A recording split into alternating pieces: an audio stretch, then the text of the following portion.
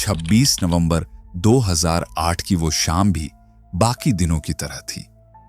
मुंबई की सड़कों पर जिंदगी अपनी तेज रफ्तार में बह रही थी। कोई ऑफिस से लौट रहा था, कोई समुंदर किनारे टहल रहा था, कोई लोकल ट्रेन पकड़ने की जल्दी में था। सब अपनी अपनी दुनिया में खोए हुए थे। किसी ने ख्वाब में भी नहीं सोचा था कि बस कुछ ही घंटों बाद यह शहर एक ऐसे खून खराबे का गवाह बनेगा जिसे आने वाले सालों तक कोई भूल नहीं पाएगा। उसी वक्त समुंदर के रास्ते एक स्पीड बोट से 10 नौजवान लड़के मुंबई की धरती पर कदम रखते हैं। सबके चेहरे आम लोगों जैसे थे। साधारण कपड़े, कंधों पर भारी बैग और आंखों में अजीब सी खामोशी। कोई भी उन्हें देखकर अंदाजा नहीं लगा सकता था कि ये मासूम दिखने वाले चेहरे असल में शहर को झकझोर देने आए हैं। बदवाब के किनारे पर मौजूद लोकल मछुआरे भरत तमोर को इन लड़कों में कुछ अजीब सा महसूस होता है। वो आगे बढ़कर पूछ बैठते हैं, अरे भाई, कहां से आए हो और रात के इस वक्त यहां क्या कर रहे हो? थोड़ी देर के लिए लड़के चुप रह जाते हैं। फिर कोई कहता है, हम स्टूडेंट हैं। दूसरा झुंझलाकर बोलता है, अपने काम से काम रखो। भरत को बात कुछ समझ नहीं आती, लेकिन उनके मन में शक गहराने लगता है। वो तुरंत पुलिस को फोन करते हैं और सब कुछ बताते हैं। मगर अफसोस, पुलिस उस वक्त इसे एक मामूली बात समझकर नजरअंदाज कर देती है। कौन जानता था कि यही उनकी सबसे बड़ी गलती साबित होने वाली है। अगर उसी वक्त कोई कार्रवाई हुई होती तो शायद उस रात मुंबई को मौत का ऐसा तांडव देखने को नहीं मिलता। शायद उस दिन का इतिहास 166 बेगुनाह लोगों के खून से लाल नहीं होता। थोड़ी देर बाद वे 10 लड़के 2-2 के ग्रुप में बंट जाते हैं और अपने टारगेट की तरफ निकल पड़ते हैं। CST railway station, Taj Mahal palace hotel, Leopold cafe, Nariman house और ओबरॉय होटल। इनमें से 8 लड़के पैदल अपने ठिकानों की ओर निकलते हैं, जबकि बाकी 2 बोट से सीधे ओबरॉय होटल की ओर बढ़ते हैं। शहर अब भी अपनी रफ्तार में था। ट्रैफिक की आवाजें, लोकल की सीटी और लोगों की भीड़ के बीच कोई नहीं जानता था कि मौत उनके बीच घूम रही है। और फिर अचानक हवा में गोलियों की गूंज फैल जाती है। CST स्टेशन पर गोलियों की आवाज से हर कोई दहशत में आ जाता है। लोग इधर उधर भागने लगते हैं। चीखें गूंज उठती हैं। कोई चिल्लाता है, भागो, नीचे झुको। छत्रपति शिवाजी टर्मिनस, मुंबई का सबसे व्यस्त रेलवे स्टेशन, उस वक्त सैकड़ों यात्रियों से भरा था। उस दिन पटना जाने वाली ट्रेन कुछ घंटों की देरी से थी। कौन जानता था कि यह देरी सैकड़ों लोगों की जिंदगी की आखिरी देरी साबित होगी। गोलियों की बरसात ने स्टेशन को रणभूमि में बदल दिया। लोग एक दूसरे पर गिर रहे थे, कहीं बच्चे रो रहे थे तो कहीं कोई अपनी जान बचाने की कोशिश कर रहा था। मुंबई, जो कभी नहीं रुकती, उस रात रुक गई थी और उस रुकावट की गूंज पूरे देश ने महसूस की थी। उस रात सिर्फ गोलियों की आवाजें नहीं थी, वो आवाजें थीं मासूम लोगों की चीखों की, एक शहर के टूटे भरोसे की और उस देश की आह की जिसने अपने ही घर में आतंक को इतने करीब से देखा था। इस्माइल खान और अजमल कसाब, ये 2 नाम उस रात के डर का दूसरा नाम बन गए थे। दोनों साथ में छत्रपति शिवाजी टर्मिनस स्टेशन पर पहुंचते हैं और फिर जो कुछ हुआ वो किसी बुरे सपने से कम नहीं था। जैसे ही दोनों ने स्टेशन की भीड़ में कदम रखा, अजमल कसाब अचानक पागलों की तरह हंसते हुए अपनी AK-47 उठाता है और ताबड़तोड़ गोलियां चलाने लगता है। चारों तरफ गोलियों की बरसात, लोगों की चीखें और हवा में बारूद की गंध फैल जाती है। वहीं उसका साथी इस्माइल खान हैंड ग्रेनेड फेंकता है। 1, 2, 3 धमाकों की आवाज से स्टेशन की दीवारें तक कांप उठती हैं। ये क्या हो रहा है? किसी की कांपती हुई आवाज सुनाई देती है, नीचे झुको, भागो। कोई चिल्लाता है। कुछ सेकंड में स्टेशन का पूरा माहौल बदल जाता है। जो जगह कुछ देर पहले लोगों की चहल पहल से भरी थी, अब वहां डर और अफरा तफरी का साया था। किसी को समझ नहीं आ रहा था कि यह हमला क्यों हो रहा है और आखिर ये लोग हैं कौन। दोनों आतंकी ऐसे फायरिंग कर रहे थे जैसे किसी वीडियो गेम का लेवल खेल रहे हों। फर्क बस इतना था कि यहां असली लोग मारे जा रहे थे। उनका एक ही मकसद था, जितने ज्यादा हो सके उतने लोगों को खत्म कर देना। रेलवे पुलिस और स्टेशन के कर्मचारियों को समझ ही नहीं आता कि आखिर इस हालात से निपटें कैसे। उनके पास सिर्फ उनकी ड्यूटी रिवॉल्वर थी, जबकि सामने वाले के पास ऑटोमेटिक गन और हैंड ग्रेनेड थे। फिर भी पुलिस ने अपनी पूरी कोशिश की, लेकिन हकीकत बहुत बेरहम थी। कुछ बहादुर पुलिसकर्मी अपनी जान देकर भी लोगों को बचाने की कोशिश करते हैं और वहीं शहीद हो जाते हैं। इसी अफरा तफरी के बीच स्टेशन के एक कर्मचारी विष्णु दत्ताराम बिना अपनी जान की परवाह किए माइक पकड़कर अनाउंसमेंट करते हैं, सभी यात्री तुरंत स्टेशन छोड़ दें, अपनी जान बचाएं। उनकी इस हिम्मत से कई लोगों की जान बच जाती है, पर फिर भी उस 1 घंटे की दहशत में 58 लोग अपनी जिंदगी गंवा देते हैं और 104 लोग बुरी तरह घायल हो जाते हैं। उधर जैसे ही सीएसटी स्टेशन पर गोलियों की गूंज पूरे शहर में फैलती है, मुंबई पुलिस को खबर मिलती है, लेकिन इससे पहले कि वो कोई कदम उठा पाते, मौत का दूसरा खेल शुरू हो जाता है। इस बार लोकेशन थी लियोपोल्ड कैफे। शोएब और नाजिर वही 10 आतंकियों में से 2 कैफे में घुसते हैं। उस वक्त वहां लोग अपने दोस्तों के साथ हंसी मजाक में डूबे थे। म्यूजिक चल रहा था, ग्लासों की टकराहट गूंज रही थी और किसी को भी अंदाजा नहीं था कि अगले पल सब कुछ खामोश होने वाला है। दरवाजा खुलता है, दोनों आतंकी अंदर आते हैं। एक पल की खामोशी और फिर गोलियों की गड़गड़ाहट। लियोपोल्ड कैफे, जो हमेशा हंसी और रौनक से भरा रहता था, कुछ ही मिनटों में खून से लथपथ हो जाता है। कई विदेशी टूरिस्ट जो अपनी शाम का मजा लेने आए थे, वहीं कुर्सियों पर गिर पड़ते हैं। चारों ओर बस चीखें और टूटे गिलासों की आवाज गूंज रही थी। कैफे को टारगेट इसलिए चुना गया था क्योंकि वहां हमेशा विदेशी लोग मौजूद रहते थे। यह हमला सिर्फ मुंबई पर नहीं, बल्कि पूरे भारत के गौरव पर एक वार था। अब तक पूरे शहर में दहशत फैल चुकी थी। मीडिया पर खबरें लगातार फ्लैश हो रही थीं। मुंबई पर आतंकी हमला। लोग अपने घरों में दुबक गए थे। किसी को समझ नहीं आ रहा था कि अगला निशाना कौन सी जगह होगी। पुलिस शुरू में इसे किसी गैंग वॉर का नतीजा समझती है, लेकिन जल्द ही साफ हो जाता है कि यह कोई सामान्य गोलीबारी नहीं, बल्कि एक सुनियोजित टेरर अटैक है। ऐसा हमला जिसने सिर्फ मुंबई ही नहीं, बल्कि पूरे देश को झकझोर दिया। हर गुजरते मिनट के साथ मौत का खेल बढ़ता जा रहा था और मुंबई, जो कभी नहीं रुकती, उस रात सच में थम गई थी। मुंबई उस रात किसी जंग के मैदान में बदल चुकी थी। एक तरफ सीएसटी स्टेशन पर गोलियां बरस रही थीं, दूसरी तरफ लियोपोल्ड कैफे खून से लाल हो चुका था। और तभी आतंकियों का तीसरा ग्रुप शहर के दिल ताजमहल पैलेस होटल की ओर बढ़ रहा था। यह कोई साधारण हमला नहीं था, बल्कि महीनों से प्लान किया गया ऑपरेशन था। जिस वक्त यह हमला होता है, ताज होटल लगभग फुल बुक था। हर कोने में लोग थे, बिजनेस मीटिंग्स चल रही थीं, यूरोपियन पार्लियामेंट कमेटी के कई डेलीगेट्स मौजूद थे और उसी होटल में उस रात भारत के मशहूर उद्योगपति गौतम अडानी भी मीटिंग में थे। मीटिंग खत्म होने के बाद जैसे ही अडानी होटल से बाहर निकलने लगते हैं, उनकी टीम अचानक उन्हें एक और जरूरी मीटिंग की जानकारी देती है। अडानी रुक जाते हैं और दोबारा कॉन्फ्रेंस रूम में लौट आते हैं। शायद ये एक छोटी सी देर ही उनकी जिंदगी बचा लेती है।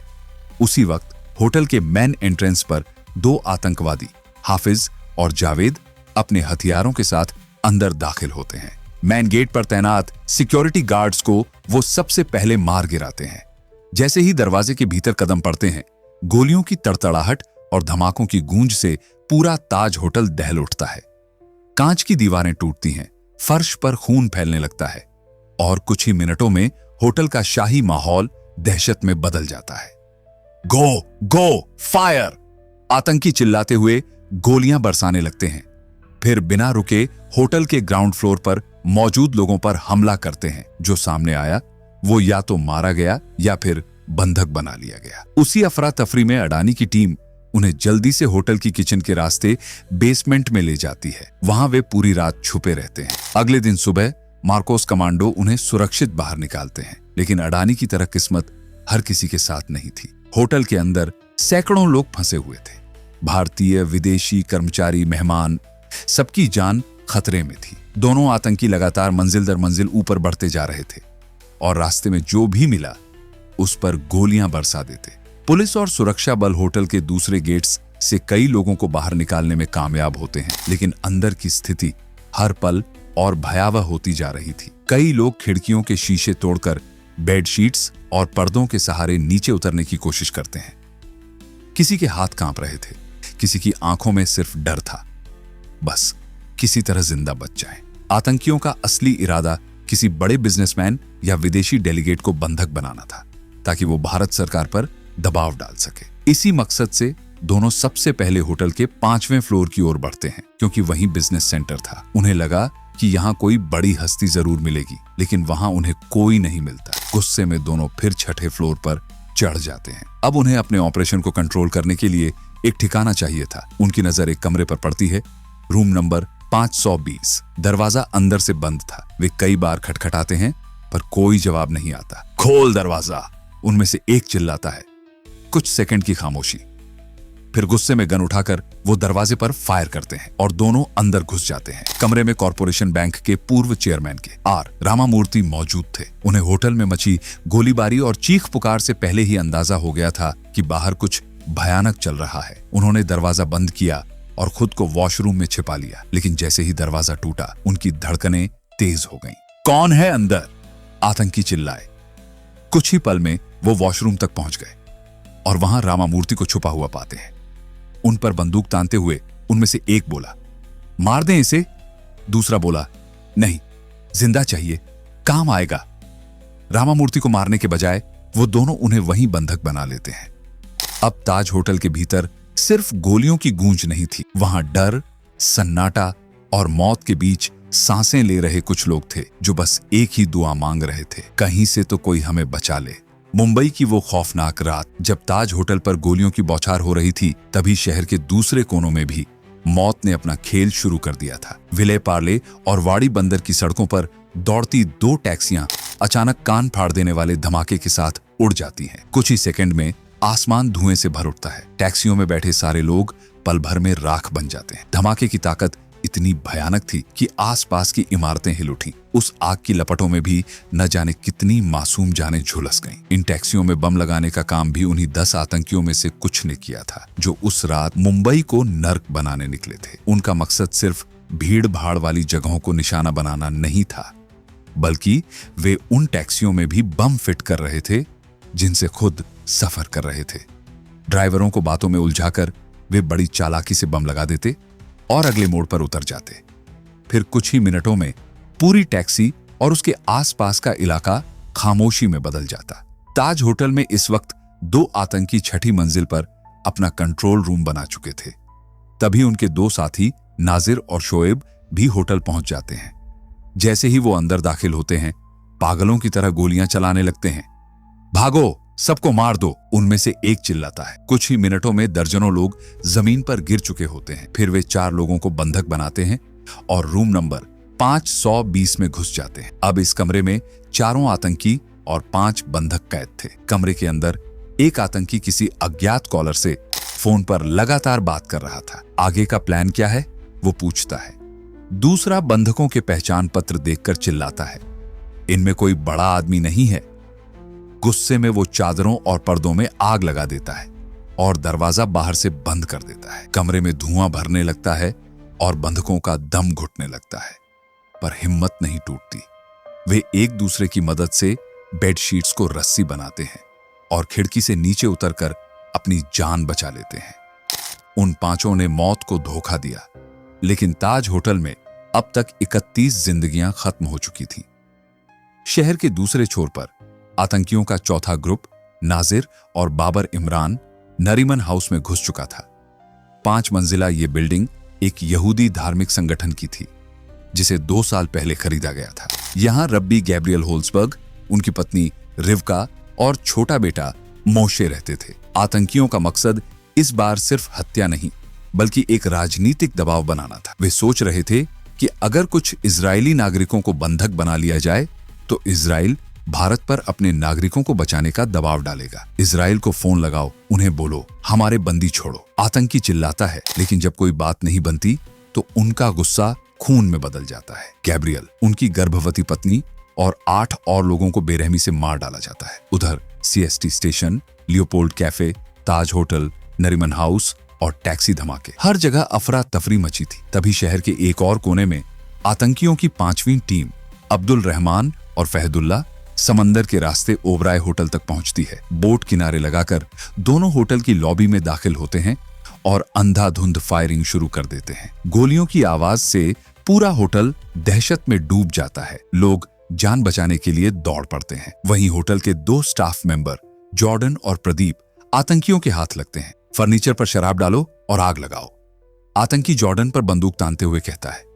जॉर्डन के हाथ कांपने लगते हैं। मैं नहीं कर सकता, वो डरते हुए कहता है। तभी एक गोली चलती है और जॉर्डन वहीं गिर जाता है। अब आतंकी वही काम प्रदीप को सौंपते हैं। मौत आंखों के सामने देखकर प्रदीप किसी तरह पर्दों और सोफों में आग लगा देता है। इसके बाद आतंकी पूछते हैं, वीआईपी कहाँ हैं? प्रदीप चालाकी से जवाब देता है, वो ऊपर के फ्लोर पर हैं, लिफ्ट से जाना पड़ेगा। जैसे ही लिफ्ट खुलती है, प्रदीप झटके से अंदर घुसता है और नीचे का बटन दबाकर दरवाजा बंद कर देता है। आतंकी कुछ समझ नहीं पाते और गुस्से में पागलों की तरह गोलियां चलाने लगते हैं। इस बर्बर हमले में 30 से ज्यादा लोग मारे गए। मुंबई की गलियों में चीखें गूंज रही थी। हर तरफ धुआं, खून और खामोशी थी। पुलिस के लिए यह सब कुछ समझ पाना मुश्किल हो गया था, क्योंकि सब कुछ एक साथ एक ही वक्त पर हो रहा था। वो वक्त सिर्फ मुंबई नहीं, बल्कि पूरे देश के दिल पर लगा एक गहरा जख्म था, जो आज भी हर हिंदुस्तानी को याद है। गोलीबारी की आवाजें पूरे शहर में गूंज रही थी। कुछ देर के लिए किसी को समझ ही नहीं आ रहा था कि आखिर क्या किया जाए। मुंबई एटीएस के हेड हेमंत करकरे को जैसे ही हमले की सूचना मिलती है, वो बिना वक्त गवाए अपनी टीम को तैयार करते हैं। उनका चेहरा सख्त था, लेकिन आंखों में गुस्सा और जिम्मेदारी दोनों झलक रही थी।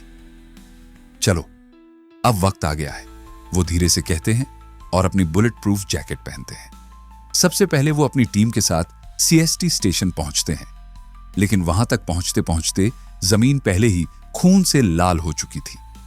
चारों ओर लाशें बिछी थीं और सन्नाटा ऐसा कि सांसें भी भारी लग रही थी। तभी वायरलेस पर आवाज आती है, सर, 2 हथियारबंद लोग कामा हॉस्पिटल की गली के पास देखे गए हैं।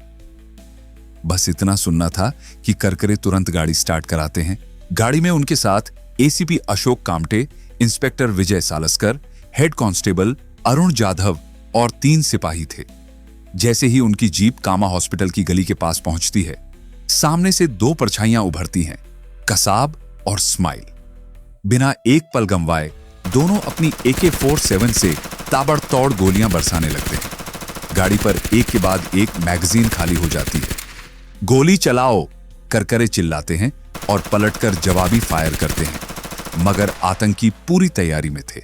गोलियों की बारिश से पुलिस जीप छलनी हो जाती है। इसी बीच कसाब के हाथ में गोली लगती है, लेकिन वो रुकता नहीं। कुछ ही मिनटों में करकरे और उनके साथियों की सांसें थम जाती हैं। गोलीबारी रुकते ही कसाब और स्माइल गाड़ी के पास आते हैं। देख, कोई जिंदा तो नहीं? स्माइल पूछता है। कसाब खिड़की से झांकता है, फिर ठंडी आवाज में कहता है, सब खत्म। दोनों आतंकी गाड़ी से हेमंत करकरे, विजय सालस्कर और अशोक कामटे की बॉडीज को बाहर खींचते हैं और ड्राइवर की सीट खाली कर खुद वहां बैठ जाते हैं। पीछे बैठे बाकी पुलिसकर्मियों को भी बाहर फेंकना चाहते हैं, लेकिन डोर फंस जाने के कारण छोड़ देते हैं और गाड़ी भगाते हुए मालाबार हिल की तरफ निकल जाते हैं। लेकिन किस्मत को कुछ और ही मंजूर था। गाड़ी की हालत बुरी थी, टायरों में गोलियां धंस चुकी थीं। कुछ ही दूरी तय करने के बाद गाड़ी पंचर हो जाती है। वो दोनों नई गाड़ी ढूंढने लगते हैं। तभी सामने से एक स्कोडा कार आती दिखती है। स्माइल ड्राइवर पर बंदूक तानता है, नीचे उतर। ड्राइवर जान बचाने के लिए भाग जाता है और दोनों आतंकी उसकी गाड़ी लेकर आगे बढ़ जाते हैं। ये वही वक्त था जब 2 बड़ी गलतियां उनकी किस्मत तय कर देती हैं। पहली, उन्होंने भागते वक्त स्कोडा ड्राइवर को मारना भूल गए, और दूसरी, उन्होंने ध्यान नहीं दिया कि उनकी पुरानी पुलिस जीप की पिछली सीट पर हेड कांस्टेबल अरुण जाधव अब भी जिंदा थे। उनके कंधे पर गोली लगी थी, लेकिन उन्होंने मरने का नाटक किया हुआ था। पूरे रास्ते वो कसाब और स्माइल की बातें सुनते रहे। जैसे ही आतंकी गाड़ी छोड़कर गए, अरुण जाधव ने तुरंत पुलिस कंट्रोल रूम को कॉल किया। दो आतंकी मालाबार हिल की तरफ बढ़ रहे हैं, स्कोडा में हैं। उनकी इस सूचना से पूरे शहर में अलर्ट बच जाता है। पुलिस हर चौराहे पर बैरिकेडिंग लगा देती है। कुछ ही देर में दोनों आतंकी चारों तरफ से घिर जाते हैं। भागने का कोई रास्ता नहीं बचता और दोनों फायरिंग शुरू कर देते हैं। जवाब में पुलिस भी ताबड़तोड़ गोलियां चलाती है। कुछ मिनटों की गोलीबारी के बाद आतंकी की तरफ से फायर रुक जाता है। पुलिस वालों को लगता है कि दोनों मारे गए हैं, लेकिन कोई आगे बढ़ने की हिम्मत नहीं करता। तभी भीड़ को चीरते हुए एक नाम आगे आता है, assistant sub inspector Tukaram Omble. चेहरे पर कोई डर नहीं, बस ड्यूटी का जुनून। वो धीरे धीरे आगे बढ़ते हैं। तभी एक आतंकी कसाब अचानक उठता है और बंदूक तानता है। तुकाराम बिना एक पल गवाए बंदूक को पकड़ लेते हैं। अब भाग नहीं पाएगा तू, वो दहाड़ते हैं। कसाब गुस्से में एक के बाद एक तेज गोलियां चला देता है। तुकाराम जमीन पर गिर जाते हैं, लेकिन उनका बलिदान बेकार नहीं जाता। उसी वक्त पुलिस बाकी जवानों के साथ आतंकी को काबू में कर लेती है। दूसरा आतंकी पहले ही मारा जा चुका था और वो जिंदा पकड़ा गया शख्स था, अजमल आमिर कसाब, वही जिसने उस रात मुंबई को दहला दिया था और वही जो बाद में भारत की जांच एजेंसियों के लिए सबसे बड़ा सबूत बना। उस रात न जाने कितनी जिंदगियां बुझ गईं, लेकिन हेमंत करकरे, अशोक कामटे, विजय सालस्कर और तुकाराम ओम्बले जैसे बहादुरों ने दुनिया को दिखा दिया कि मुंबई झुक सकती है मगर टूट नहीं सकती। मुंबई में अब भी 8 आतंकी आजाद थे जो अलग अलग जगहों पर तबाही मचा रहे थे। लेकिन सवाल यह था, आखिर यह हमला क्यों हुआ? किसने इतनी बड़ी साजिश रची और इसका असली मास्टरमाइंड कौन था? कहानी की जड़ें उस वक्त से शुरू होती हैं जब 6 दिसंबर 1992 को बाबरी मस्जिद गिराए जाने के बाद पूरा देश दंगों की आग में झुलस गया था। उस वक्त कई इस्लामिक टेरर ग्रुप्स भारत से बदला लेने की फिराक में थे और इसी नफरत की पहली झलक 12 मार्च 1993 को देखने को मिली, जब मुंबई में एक के बाद एक 12 बम धमाके हुए। शहर हिल गया था।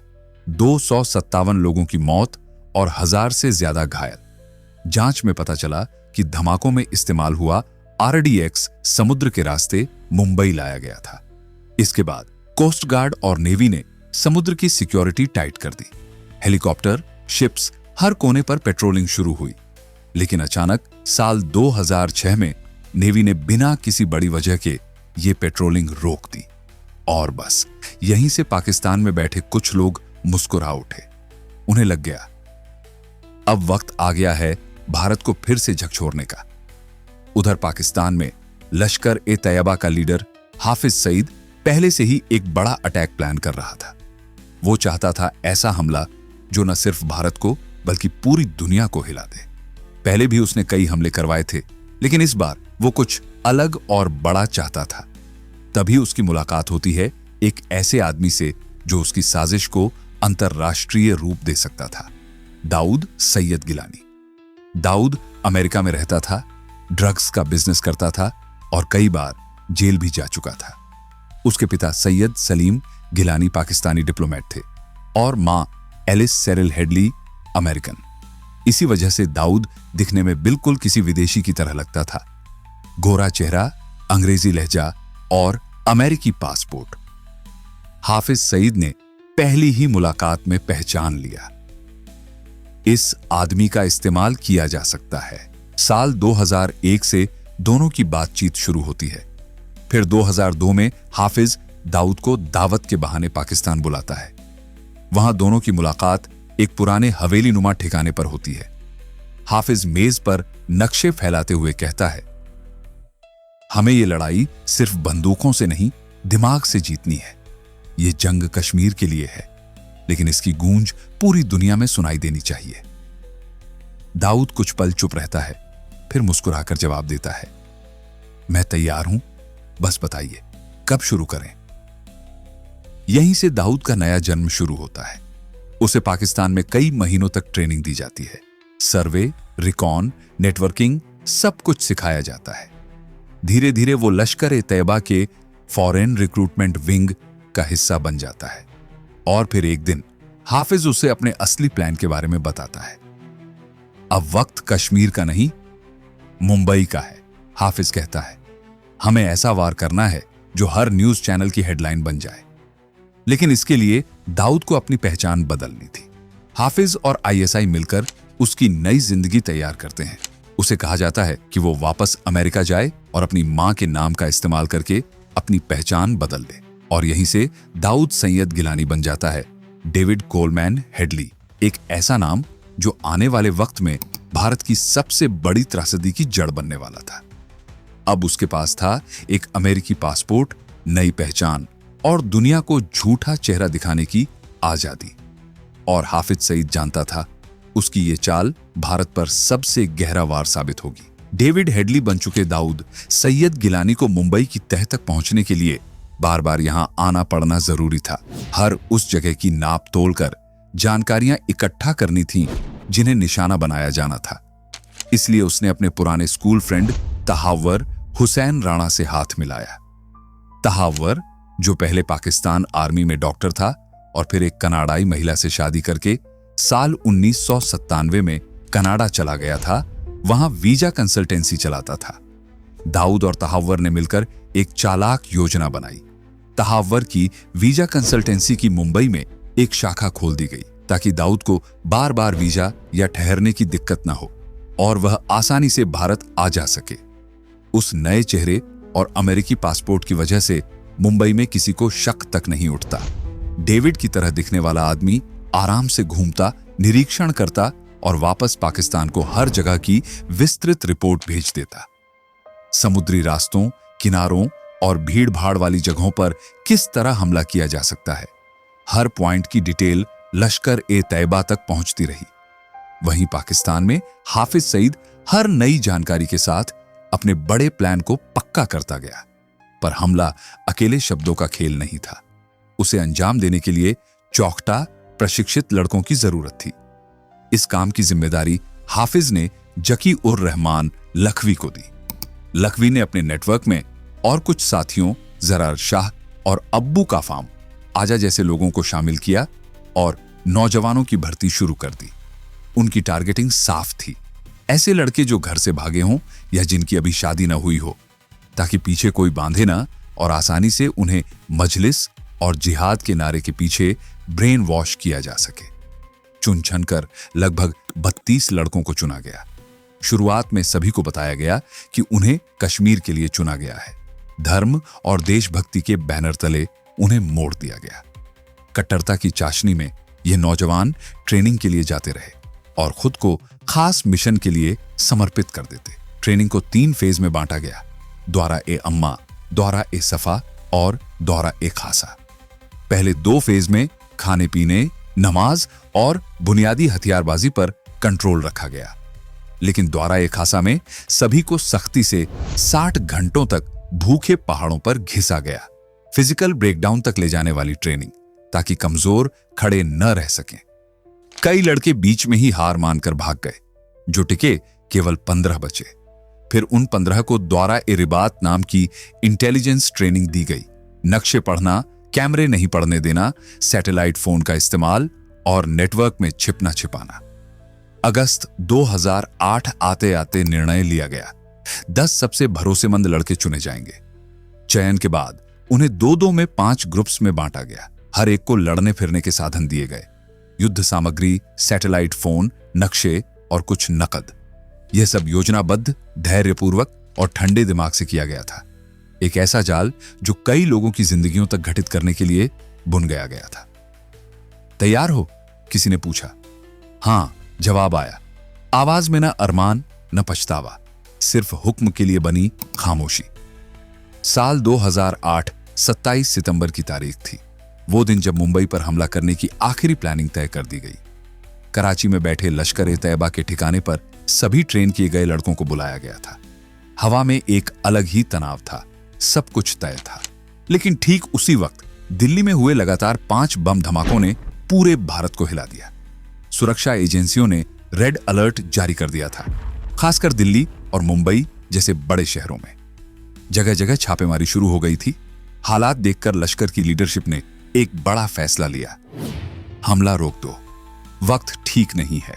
योजना कुछ दिनों के लिए टाल दी गई। फिर अक्टूबर का महीना आया। एक बार फिर वही 10 लड़के कराची बुलाए गए, इस बार आखिरी और सबसे अहम ट्रेनिंग के लिए। समुद्र में कैसे तैरना है, बोट कैसे चलानी है, लहरों के बीच कैसे रास्ता तय करना है, सब सिखाया गया। बड़ी स्क्रीन पर मुंबई के टारगेट दिखाए गए, hotel, station, cafe, Nariman house, सबकी नक्शे, रास्ते और एग्जिट पॉइंट्स तक की जानकारी दी गई। हर हमलावर को सिखाया गया कि कैसे सड़कों से अपने टारगेट तक पहुंचना है और वहां पहुंचकर अटैक को कैसे अंजाम देना है। क्योंकि हमला मुंबई में होना था, इसलिए सबको थोड़ी बहुत मराठी सिखाई गई ताकि किसी को शक ना हो। कपड़े भी ऐसे दिए गए जो मुंबई के नौजवान पहनते थे और हाथों में कलावा बांध दिया गया ताकि देखने में ये लड़के हिंदू लगें। सब कुछ बेहद बारीकी से प्लान किया गया था। आखिरकार 22 नवंबर की सुबह सभी 10 आतंकी एक छोटे से जहाज में सवार होकर अरब सागर की तरफ रवाना हुए। कई घंटों तक लहरों को चीरते हुए जहाज चला और फिर बीच समंदर में इन्हें दूसरी बोट अल हुसैनी में शिफ्ट कर दिया गया। इस बोट में पहले से ही 2-2 बैग रखे थे, जिनमें थे AK-47, ग्रेनेड्स, कारतूस और बाकी मौत के औजार। अगली सुबह उन्हें दूर एक भारतीय मछली पकड़ने वाला जहाज दिखा, कुबेर। उस पर अमर सिंह सोलंकी अपने 3 साथियों के साथ था। आतंकियों ने झूठ बोला, हमारी बोट खराब हो गई है, मदद चाहिए। लेकिन जैसे ही कुबेर पास आया, मदद की जगह मौत उतरी। कुछ ही मिनटों में तीनों क्रू मेंबर मारे गए और कैप्टन अमर सिंह को बंदूक की नोक पर मुंबई की तरफ जहाज मोड़ने को कहा गया। रात ढलते ढलते जब मुंबई की रोशनी समंदर से दिखने लगी, आतंकियों ने अमर सिंह को भी मार डाला और कुबेर से छोटी स्पीड बोट्स में उतर गए। शाम का वक्त था, 26 नवंबर। समुद्र से शहर की तरफ बढ़ते इन 10 लड़कों को कोई नहीं जानता था, पर ये लड़के वो तूफान लेकर आ रहे थे जो आने वाले 2 दिनों में पूरे देश को हिला देने वाला था। लेकिन इस पूरे हमले से पहले ही अमेरिका ने भारत को चेतावनी दे दी थी। उन्होंने लश्कर-ए-तैयबा की अल हुसैनी बोट के कोऑर्डिनेट्स भारत सरकार को भेज दिए थे। इतना ही नहीं, national security adviser M.K. Narayanan ने यह जानकारी नेवी और कोस्ट गार्ड को भी दे दी थी। लेकिन अफसोस, किसी ने उस पर गंभीरता से कदम नहीं उठाया। न तो उस जहाज को ट्रैक किया गया, न ही उसे रोका गया। अगर उस वक्त जरा सा ध्यान दिया गया होता तो शायद सैकड़ों मासूम जिंदगियां बच सकती थी। लेकिन अब बहुत देर हो चुकी थी। मौत की लहरें मुंबई के तट तक पहुंच चुकी थी। मुंबई तबाह हो रही थी। सड़कों पर धुआं, होटल के भीतर चीखें और शहर के आसमान में गोलियों की गूंज थी। इंडियन अथॉरिटीज की देरी ने आतंकियों को वो वक्त दे दिया था जिसकी उन्हें तलाश थी। अब तक मुंबई पुलिस 2 आतंकियों को काबू में कर चुकी थी, लेकिन बाकी 8 अब भी 3 अलग अलग जगहों पर अपने खौफ का खेल खेल रहे थे। 2 ओबेरॉय होटल में, 4 ताज होटल में और 2 नरीमन हाउस में मोर्चा संभाले बैठे थे। कसाब के पकड़े जाने और लगातार हो रहे धमाकों के बाद आखिरकार महाराष्ट्र सरकार पूरी तरह एक्टिव होती है। मुख्यमंत्री की आवाज गूंजती है, दिल्ली से मदद मांगो, अभी के अभी। तुरंत सेंट्रल गवर्नमेंट को सूचना दी जाती है और दिल्ली में बैठे अफसर NSG कमांडोज को अलर्ट कर देते हैं। लेकिन दिक्कत यह थी कि NSG को एयरक्राफ्ट टाइम पर नहीं मिल पाता और मुंबई तक पहुंचने में वक्त लगने वाला था। तब तक के लिए फैसला लिया गया, ऑपरेशन की कमान मार्कोस संभालेगा। मार्कोस यानी मरीन कमांडोज, जो समुद्र, हवा और जमीन तीनों पर ऑपरेट करने की ताकत रखते हैं। ये वो फोर्स थी जो सबसे कठिन हालात में भी पीछे नहीं हटती। लेकिन उन्हें सूचना काफी देर से मिली। रात के करीब 2 बजे 27 नवंबर को मार्कोस मुंबई के INS अभिमन्यु बेस पर पहुंचते हैं। वहां से 2 टीमों में बंटकर एक ताज होटल और दूसरी ओबेरॉय होटल की तरफ निकलती है। मिशन साफ था, हॉस्टेजेस को जिंदा निकालो। ताज होटल पहुंची टीम के सामने सबसे पहले होटल का मैनेजर नक्शा लेकर आता है। सर, ये पूरा फ्लोर मैप है, लेकिन आतंकी कहां है किसी को नहीं पता। नक्शा हाथ में था, पर होटल किसी भूल भुलैया से कम नहीं लग रहा था। न आतंकियों की लोकेशन का सुराग, न फंसे हुए लोगों की सही जानकारी। अंधेरे में तीर चलाने जैसा हाल था। दूसरी तरफ ओबेरॉय होटल में भी यही सिचुएशन थी। दोनों टीम्स अपने जोखिम पर हर कमरे, हर कॉरिडोर की तलाशी ले रही थी। लेकिन एक बड़ी समस्या थी, मीडिया। टीवी चैनल्स मार्कोस के हर कदम को लाइव दिखा रहे थे और पाकिस्तान में बैठे हैंडलर्स वही लाइव फीड देखकर फोन पर आतंकियों को बता रहे थे, कमांडोज तीसरे फ्लोर पर हैं, तैयार रहो। जैसे ही आतंकियों को मार्कोस की मूवमेंट का पता चलता है, वो ग्रेनेड फेंकना और अंधाधुंध फायरिंग शुरू कर देते हैं। जवाब में मार्कोस भी मोर्चा संभाल लेते हैं। गोलियों की गूंज से होटल की दीवारें कांप उठती हैं। आतंकी चौंक गए थे। अभी तक उन्होंने सिर्फ मुंबई पुलिस का मुकाबला किया था, जिनके पास साधारण बंदूकें थीं। लेकिन अब उनके सामने भारत के मरीन कमांडोज थे, जिनकी हर गोली निशाने पर लग रही थी। कुछ ही देर में आतंकी 4 कदम पीछे हटने को मजबूर हो गए। मार्कोस ने इस मौके का फायदा उठाया। ताज होटल से लगभग 150 और ओबेरॉय होटल से करीब 200 लोगों को सुरक्षित बाहर निकाल लिया। हालांकि अब भी कई लोग फंसे हुए थे और हर सेकंड उनकी जिंदगी मौत से लड़ रही थी। लेकिन सुबह की पहली किरण के साथ राहत की खबर आई। सुबह 5 बजे एयरफोर्स का IL-76 एयरक्राफ्ट मुंबई में उतरा। उसमें सवार थे 200 NSG कमांडोज, काले कपड़ों में सजे वो सिपाही जो देश की आखिरी उम्मीद थे। मुंबई पहुंचते ही NSG कमांडोज ने पुलिस और मार्कोस से सारी जानकारी जुटाई। फिर 3 टीमों में बंटकर निकले, एक ताज होटल की तरफ, दूसरी ओबेरॉय होटल की ओर और तीसरी नरीमन हाउस के लिए। उस पल से शुरू हुआ ऑपरेशन ब्लैक टॉर्नेडो, वो मिशन जिसने आने वाले घंटों में मुंबई की सड़कों पर इतिहास लिख दिया। मुंबई अब भी खौफ के साए में थी। चारों तरफ बस धुआं, आग, गोलियों की आवाज और लोगों की चीखें गूंज रही थीं। 27 नवंबर की सुबह 6 बजे जब सूरज की पहली किरणें शहर पर पड़ी, तब NSG कमांडोज की पहली टीम ओबरॉय ट्राइडेंट होटल के बाहर थी।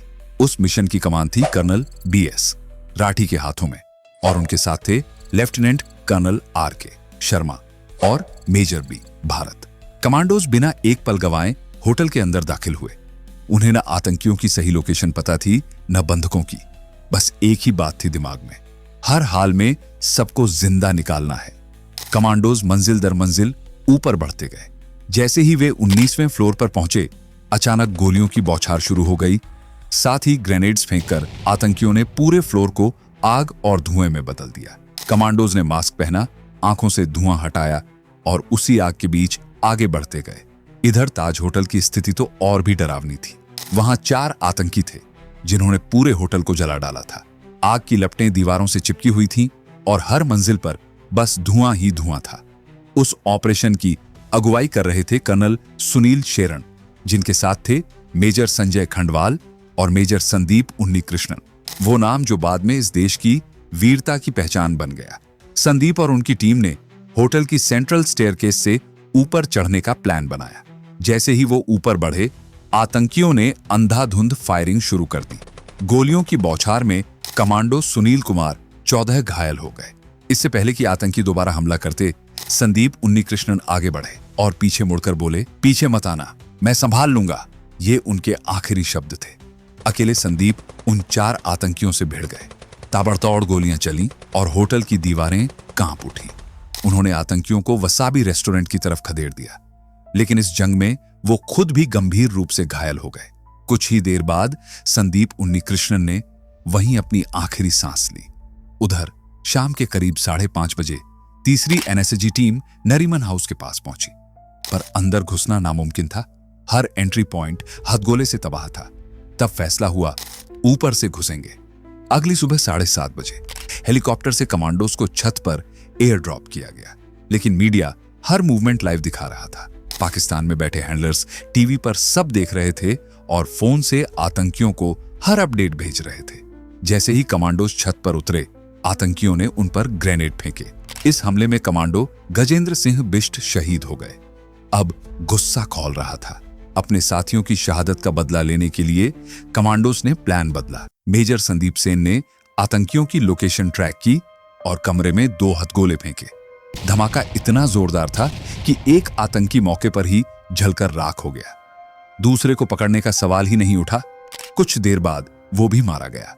ओबरॉय ट्राइडेंट और नरीमन हाउस आखिरकार सेफ घोषित किए गए। लेकिन ताज होटल में अभी भी जंग बाकी थी।